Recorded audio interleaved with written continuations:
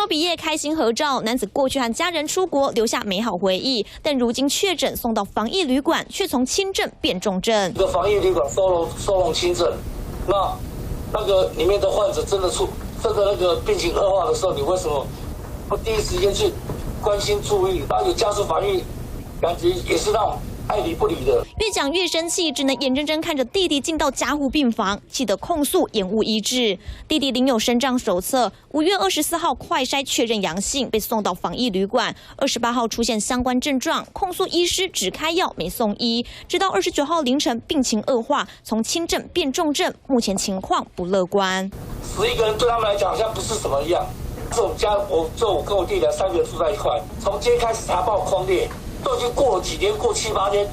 太扯了吧！到底是延误就医还是通报没人理？卫生局目前正在了解，但这样的状况不是个案。他们简直自己在当自己的医生，喉咙痛、头痛就开给你止痛药，轻症转中症的时候，每个人打电话来都在哭啊，他觉得自己好像在孤岛一样，没有任何医生来看，不知道哪一天真的可以活得走出去。确诊身障患者病情恶化，还在跟死神拔河，责任到底该由谁负责？家属要政府给个公道。